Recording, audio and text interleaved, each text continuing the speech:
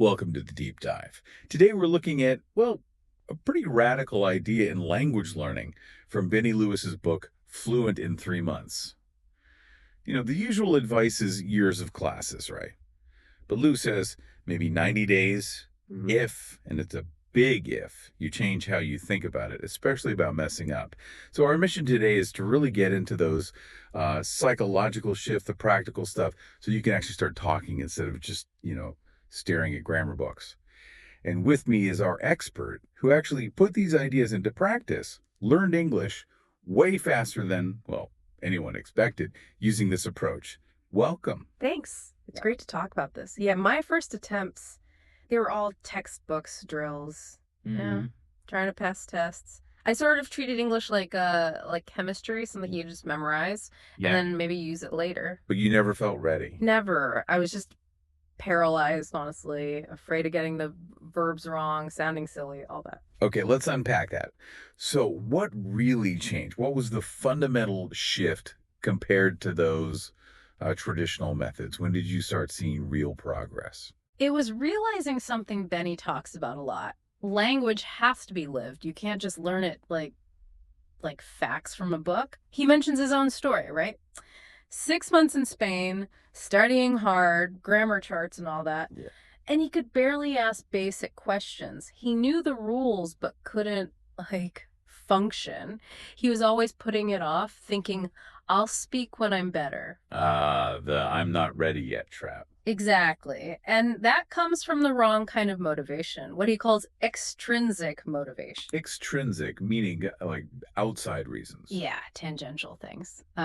Looks good on your CV, need it for a job, pass an exam, maybe just, ticking something off a list. And that doesn't work long term. Not usually. It's kind of brittle. When Mhm. things get tough or boring, that motivation just evaporates. So, if that's the weak fuel, what's the good stuff? The intrinsic motivation. Intrinsic is the real deal. It's wanting to actually talk to people, to connect with the culture, understand the jokes, just be part of it. Benny's own breakthrough, he says, was when he stopped seeing German as just, a career move, And started seeing it as a way to connect with actual Germans, interesting people. The moment your goal shifts to connection instead of just correctness, everything changes. It speeds up because then the learning itself is the reward. Every little chat, even if it's clumsy, feels like a win because you connected. that makes sense. We're not just studying, you're interacting. Right. And that intrinsic passion, that's the secret sauce. It makes it faster, more fun, and crucially, you actually stick with it. That idea of connection over correctness is, Mhm. yeah, that's powerful. But, you know, people still hit these walls, these brick walls the book talks about. The feeling that, okay, that's nice, but I'm too old, or I just don't have the language gene. How does this approach tackle those really deep seated excuses? Well, first, you have to question the whole idea that adults are worse learners, that I'm too old myth. It's Um, based on this oversimplified view of brain plasticity. so adults aren't actually worse. We're just different. We learn differently and we have different strengths, actually. Think about it. Adults have a massive head start in some ways. A baby has to learn everything from scratch. Sounds, concepts like time, how to even form thoughts. Right. We've got all that already. Exactly. We know how the world works. We know thousands of words in our own language. We have decades of experience with, you know, body language, tone, social cues, universal stuff. Okay. I'm trying to wrap my head around this. Yeah. If adults are potentially better, why does everyone think kids are like sponges and adults struggle so much? It's mostly psychological baggage, I think. Fear. Neurologically, we're perfectly capable. There's that study from the University of Haifa he mentions. What did that find? They looked at adults and kids learning new grammar rules implicitly without explanation, and the adults were consistently better in everything we measured. Really? Better, yeah. Probably because adults are better at spotting patterns using existing knowledge. Our main disadvantage isn't our brain, it's just we're terrified of looking stupid. Okay, so it's fear, not wiring. Which leads us to the other big one. The language gene. Yeah, the classic excuse. It's pure confirmation bias, isn't it? Benny admits he used it himself in school. So It's circular logic, right? You say, I don't have the genes, so you don't try hard. Then you fail, which proves you didn't have the gene. all right. Self-fulfilling prophecy. Totally. But look around the world. Most people speak more than one language. Think Luxembourg, Nigeria, India. Kids grow up multilingual. It's not genetics, it's necessity. It's the environment. The only real edge kids have. They're less afraid. They don't care about sounding unprofessional or silly. They just talk. So the lesson for adults is, Get over the fear. We have to deliberately become less afraid to make mistakes. Learn to laugh at them even. The best speakers, they've probably made the most mistakes along the way. okay, this is where it gets really practical and honestly a bit daunting. The core idea. Speak from day one. Day one. How is that even possible if you only know like 5 words? Won't you just crash and burn immediately? Well, first, you have to change what you mean by failure. Failure isn't making a grammar mistake. Failure is not communicating. Okay. The absolute top priority, especially at the start, is just getting your message across, making yourself understood. Forget perfection. And the book gives you these brilliant cheats to make it work. The first one is rephrasing. Basically, keep it simple, stupid. Meaning. If you try a complicated sentence and get stuck, just stop, pivot. Use the simple words you do know. Can you give an example? Like, how would that work? Okay, imagine you want to say, I went to the big art museum last Saturday to see the special Picasso exhibition, but the queue was enormous.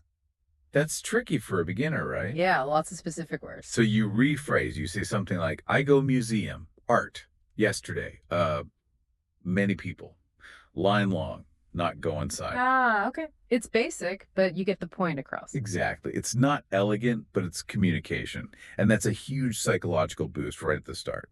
The second cheat, which is massive, is mastering the modal verbs. I want, I can, I need. Why are those so important?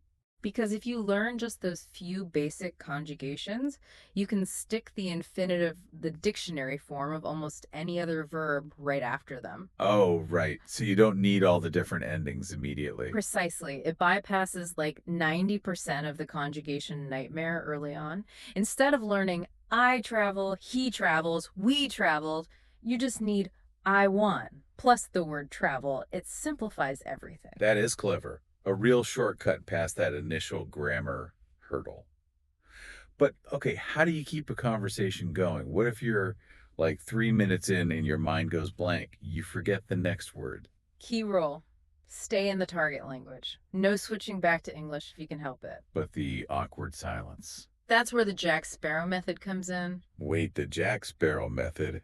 Seriously, that sounds a bit theatrical. Eh. Won't people just think I'm being weird if I start acting dramatic when I forget a word? Ha! It sounds funny, but think about why people usually switch to English for you. It's because you get quiet, you look nervous, maybe stare blankly. It makes them feel awkward too, so they try to rescue you. Okay, that makes sense. So the Jack Sparrow thing is about replacing that nervous silence with like dramatic pausing. You hold up a finger, look thoughtful, use big gestures, as if you're searching for the perfect word about to say something profound. So you're buying time, but making it look intentional. Exactly. It buys you cognitive time to search your memory, but it keeps the other person engaged. They think, oh, they're really thinking hard, not, oh gosh, they're stuck, poor thing. It preserves the immersion. Brilliant. Using performance to cover the gaps. Okay, so speaking needs words, vocabulary. The book kind of dismisses rote learning like flashcards over and over. How do we build vocabulary quickly and make it stick? Yeah, rote repetition is mostly good for recognizing words, not really for using them spontaneously. Memory loves association, not just repetition. So the key is mnemonics. the keyword method. You basically create a crazy, memorable visual image or little story that links the foreign word to a native word that sounds similar. The sillier, the better. Definitely. Amusing, animated, unforgettable. That's the goal. The story is like mental glue. Walk us through that classic example again. The French for train station, Gare. How does the story work? Okay, Gar. Sounds a bit like the name Garfield, right? The cartoon cat. Yeah. So you picture Garfield. Maybe he's really stressed, sweating, running like mad through a chaotic Paris train station. Gare du Nord, let's say. Why? He heard they ran out of lasagna everywhere else in France, so he has to catch this train. Uh-huh. Okay, that's ridiculous, but memorable. Exactly. That ridiculous image connects Gar, the sound, to train station, the meaning, via Garfield. The first few times you need the word, you think of Garfield and Gar pops up. After maybe 3 or 4 times using that image to recall the word, the story just fades. You don't need it anymore. The word is just there. It feels natural. You use the funny story to bridge it into long-term memory. That's a great technique. But this all sounds like it takes serious time and focus. Which brings us back to maybe the biggest brick wall of all. I just don't have the time. Mm-hmm. Benny Lewis insists languages are learned in hours, not years. How on earth do you find those hours, especially if you're working? Yeah, he's pretty hardcore about this. If you want fast progress, you need to put in the time. He talks about learning Italian while working like 60 plus hours a week. Wow. He says you need at least maybe 2 hours of focused activity a day, maybe more, which sounds impossible to most people. It really does. 2 hours a day. But the key isn't necessarily finding 2 solid blocks of time. It's about maximizing active focus and cutting out passive stuff. What's the difference? Well, like 10 hours of jogging with a language podcast vaguely playing in the background. That teaches you almost nothing. But 1 hour of really listening, maybe pausing, looking things up, trying to interact, that's gold. So quality over quantity, active versus passive. Exactly. And you find the time by replacing dead time with these focused micro sessions.